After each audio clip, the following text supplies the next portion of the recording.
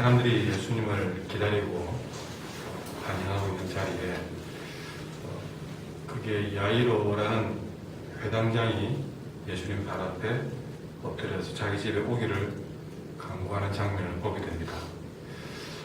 이 당시 회당장이라고 하면 회당을 관리하고 그 당시에 회당은 성경을 설교하는 것이 아니라 성경을 낭독하는 그런 일을 했는데, 그 낭독을 할 때에 자 오늘은 김 집사님이 하시고 또 그 다음은 내일 박 집사님이 하시고 이렇게 그 낭독하는 순서를 관장하고 이렇게 책임지는 그 당시에 그 지역 사회에서는 굉장히 중요한 사람이었습니다. 이런 회당장이었던 야이로가 예수님 오시는데 넙죽 엎드려서 도움을 청하고 있습니다. 이것은 쉽지 않은 장면입니다. 왜냐하면 어쩌면 그 당시 예수님은 한 목수의 아들이었고 야이로는 회당장이기 때문에 어쩌면 예수님이 그거랑 맞춰야 될 상황인데, 오히려 회당장이 예수님께 발을 엎드렸다는 것은 굉장히 이 사람에게 급한 문제가 생겼다고 할 수 있는 것이죠. 알고 보니까 이 야이로에게는 외딸이 있었는데 외딸이 죽어가고 있다는 사실입니다. 그래서 한마디로 예수님 살려주세요. 내 딸 좀 살려주세요. 라고 예수님을 찾아오십니다. 그래서 예수님께서 그 야이로의 외딸을 살리기 위해서 가는데, 사람들이 야이로의 딸이 지금 다 죽어가는데 예수님이 그리 간단다, 그것이 소문이 확 퍼지니까요, 사람들이 엄청난 구경거리 났다 해서 몰려가는 겁니다. 예수님이 지금까지 죽은 사람, 이렇게 병든 사람을 고치기도 하고 또 귀신이 나가기도 하고 이러니까 소문은 확 나 있습니다. 야이로도 그때는 왔습니다. 왔는데 이제는 죽어가는 딸을 살리기 간다고 하니까 사람들이 얼마나 궁금하겠습니까? 그래서 많은 사람들이 예수님의 야이로 행을 듣고 몰려든 겁니다. 그래서 42절에 보시면 예수께서 가실 때에 무리가 밀려들었대요. 어마어마하게 밀려들었어요. 밀려서 여러분 장날에 무슨 구경거리 났을 때 사람이 막 몰려가는 그런 상상을 보십시오. 막 서로 몸이 막 부딪히고 네가 먼저 내가 먼저 좀 가까이 보려고 하는 그런 상황에 아마 예수님도 그게 매번 부딪히면서 이렇게 가는 중으로 여러분 상상을 하시면 되겠습니다. 자, 그런데 이 야이로의 딸을 곧 살리기 위해서 가는 과정에서 느닷없이 한 사건이 뜻하지 않게 발생이 되는데, 그것은 우리가 아까 조금 전에 제가 말씀을 드렸지만, 많은 사람들이 야이로의 딸을 살리는 것을 보기 위해서 밀고 밀치는 상황 속에서 일어난 일입니다. 그래서 이것은 그런 상황 속에서 한 사건을 기록해놨던 것이죠. 그때 많은 무리 가운데 한 사람이 있었는데, 그는 바로 12해 동안 혈루증을 앓고 있었던 사람입니다. 12해 동안 혈루증. 이것은 혈관의 질환으로서 혈관의 조직적인 문제가 있어가지고 피가 흘러내리는 그런 병일 수 있고, 또 이 혈루증을 하는 이 여인은 아마 부인병일 수도 있겠다 하는 그런 생각을 갖습니다. 그만큼 굉장히 오랫동안 12년이라고 할 때는 오랫동안 이 병을 앓고 있었는데, 이 병은 성경에 부정하다 그래서 사람들을 만나지 못하게 만드는 그런 병 중에 하나였습니다. 뭉둥병이나 그런 병으로 사람들이 부정하다 그래서 이 여인은 12년 동안 그 병 자체만으로도 고통스러우지만 더 큰 것은 사회적으로 사람들로부터 만지지도 못하고 만나지도 못하는 그런 굉장히 마음까지도 고통을 앓을 그런 병이었습니다.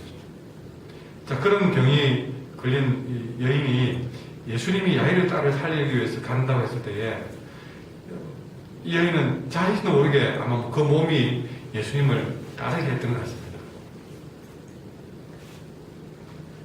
그런데 이 여인은 무엇보다 마가복음에 보면요, 그가 그 병을 고치기 위해서 세상에 있는 모든 병원은, 의사는 다 찾아다녔다고 합니다. 살아보려고 다 찾아갔지만 아무도 그것을 해결해주지 못해서 결국에는 10년 동안 얻은 것이라고는 절망밖에 되돌려받은 것이 없는 그런 절망적인 삶을 살았던 여인이었습니다.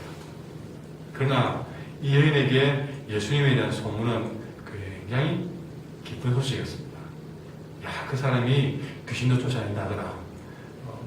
또 모든 병을 고친다고 하더라. 지금은 야이로의 죽은 딸을 살리기 위해서 간다고 하더라. 이런 소문이 났으니까 예수님의 소문은 굉장히 그에게는 기쁜 소식이었습니다. 여러분, 우리가 예수님에 대한 소문은 항상 이 특신 지역에 나야 될 줄 믿습니다. 여러분, 세상에 좋은 소문, 나쁜 소문 많이 납니다.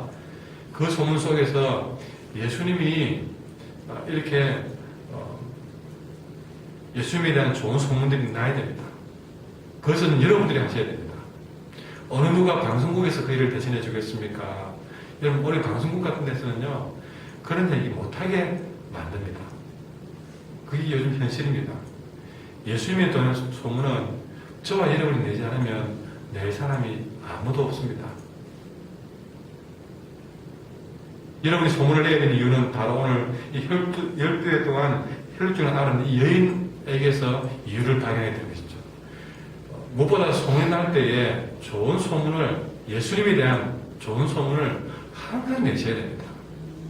그렇게 되어져야만이 이렇게 누군가 절망밖에는 얻을 것이 없는 그런 사람들에게 희망이 되는, 끈이 되는 것입니다. 여러분에 대한 소문이 이런 여인을 또 다른 이 시대에 주가 필요한 사람들에게 그들을 살리는 구원의 손길이 될 줄 믿습니다. 예수님에 대한 좋은 소문이 여러분에게 나가기를 기도하시기를 바랍니다. 이 소문을 듣고 여인이 주님 앞에 왔는데 예수님이 오직 한 방향을 가는 중이라서 예수님께 말을 건넬 수가 없습니다. 무엇보다 이 여인은 혈루증이기 때문에 사람들 앞에 내가 이런 병이 있어 왔습니다 라는 말을 할 수가 없는 상황이 된 것이죠. 왜냐? 그 병은 부정한 것이기 때문에. 그래서 계속 아마 이 여인은 주님의 뒤를 따르면서 빨리 낫고 싶은 마음도 간절했지만 또 부정하는 것에 대한 두려움 때문에 말도 못 꺼내고 어떻게 가까이 가지 못하는 그런 상황이 된 것이죠. 그래서 그때 이 여인에게 내가 말도 못 꺼내고 따라만 가다가 끝내버리겠다 생각이 들다가 내가 이 예수님의 옷자락에도 한번 손만 대봐야 되겠다. 말은 못하더라도 잠깐 손이라도 대봐야 되겠다. 손만 대어도 낫겠다라는 믿음이 생겼습니다. 이거는 제 생각이 아니라 여러분 48절에 보면 따라 네 믿음이 너를 구원했다고 했으니까 이거는 손만 대어도 낫겠다는 믿음이 있었다는 것입니다.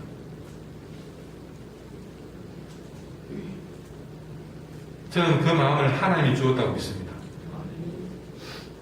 그 믿음이 그 여인에게 생겼고 그 믿음 가지고 주님의 옷에 손을 대었습니다. 손을 대었을 때에 그 손을 대는 순간에 병이 나은 줄 하나님이 알게 해줬다는 사실이죠. 자, 그때에 예수님은 그렇게 급하게 가는 과정에서도 자신에게서 능력이 나간 줄로 알았습니다. 여러분, 이렇게 보니까 말씀이 어떤 능력이 어딘가 여인 손으로 쑥 들어간 것처럼 느껴지는데 그거는 사람들이 알아듣기 쉽게 표현한 것입니다. 그건 뭐냐면 주님은 이미 누군가의 생각을 말하지 않아도 다 되는 분입니다. 그러니까 이 여인이 그렇게 손을 떼어도 낫겠다는 믿음 가지고 자기를 만진 줄로 아시고 표현이 내게 손을 댄 자가 누구냐라고 그렇게 물으신 것이죠. 자, 그때에 아무도 손 안 되는데요? 안 되는데요? 그런 것이죠. 그때 베드로가 하는 말이 예수님, 사람들이 하도 많아서 예수님을 밀치다 보니까 만질 수밖에 없습니다. 그렇게 이야기를 하는 장면을 보게 됩니다. 여러분, 여기서 우리는 잠시 멈추어서 생각해 봅시다. 베드로의 말 속에 예수님 하도 사람이 많아서 예수님을 밀고 만질 수밖에 없다라고 말했는데, 그리고 사람들은 누가 손을 대느냐 했는데 아무도 손대지 않았다고 얘기합니다. 여러분, 여기서 밀고 만지는 사람들, 예수님을 따르고는 있지만 예수님을 가까이에서 예수님이 어떻게 하는가 눈여겨보고 있지만 그들은 예수님이 하는 모습을 눈으로 볼 뿐, 그리고 밀려서 예수님께 닿고 때로는 궁금해서 보기도 하고 만져보기도 하고 그랬지만 아무도 이 사람은 예수님으로부터 어떤 능력을 경험할 수가 없었다. 왜? 베드로의 말처럼 예수님을 그저 밀고 만졌던 무리들이기 때문에 그렇습니다. 오늘날 우리들 가운데에도 너무나 많은 사람들이 예수님의 옷자락을 만집니다. 예수님을 우리가 만나러 이 자리에 왔을 때에 예수님의 옷자락을 만지듯이 교회당 마당만 밟고 갑니다. 이 새벽에 나와도 우리가 이 예배당 의자만 잠시 데우고 가버립니다.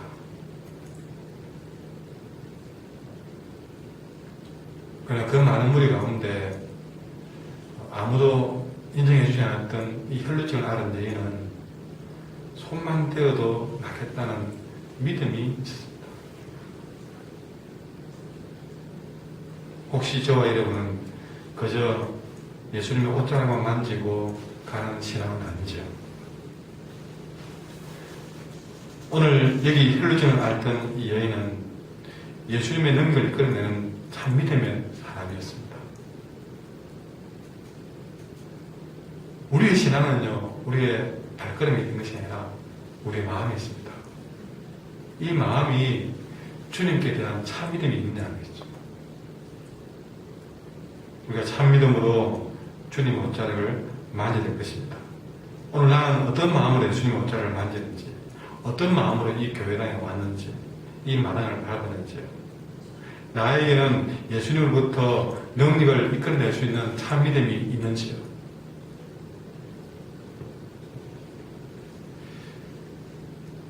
오늘 예수님은 베드로가 그렇게 밀고 만질 수밖에 없다는 이야기를 들어서도 아니다, 40절에 보니까 내게 손을 댄 자가 있다.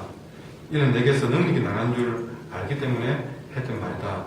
그냥 손을 댄 것이 아니라 내게 능력이 나갈 만큼의 믿음을 가지고 손을 댄 사람이 있다고 이야기한 것이죠.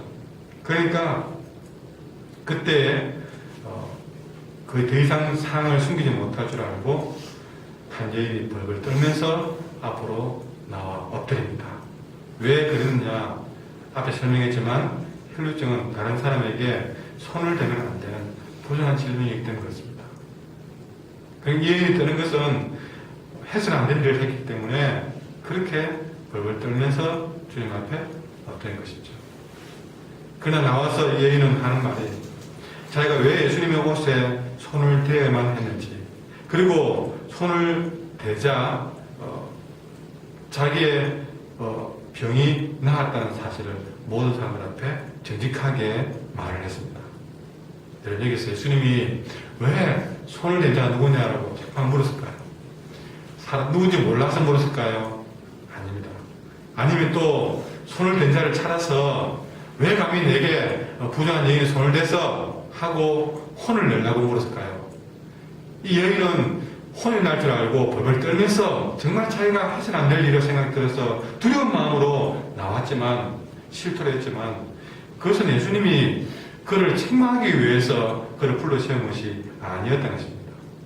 그렇게 손을 댄 자가 누구냐 하고 불러낸 것은 이 여인으로 하여금 자기 믿음을 안에만 두지 말고, 그 여인은 믿음이 있었습니다. 그 믿음을 가지고 손을 대어서 나왔습니다. 그런데 그 믿음을 안에만 두지 말고 공개적으로 모든 사람들 앞에 고백할 기회를 주기 위해서 손을 댄 자 앞에 나와라, 그렇게 한 것입니다. 여러분, 우리의 신앙생활이 마음으로 믿는 것도 중요합니다. 그러나 그 마음으로 믿는 것으로는 충분하지 않습니다. 마음으로 믿어야 되는 것은 분명하지만 그 마음으로 믿은 것을 내 입으로 온전히 이제는 고백할 때에 진짜 온전한 구원을 우리는 경험할 수 있는 것입니다. 오늘 이 여인에게도 그가 손으로서 주님 옷자락을 만짐으로써 그 병은 나았습니다. 그러나 그 여인이 공개적으로 고백함을 통해서 주님은 그 여인이 육신의 병만 나는 것으로 끝나는 것이 아니라 지금까지 그가 주가 필요했던 영적인 구원을 이루어주기 위해서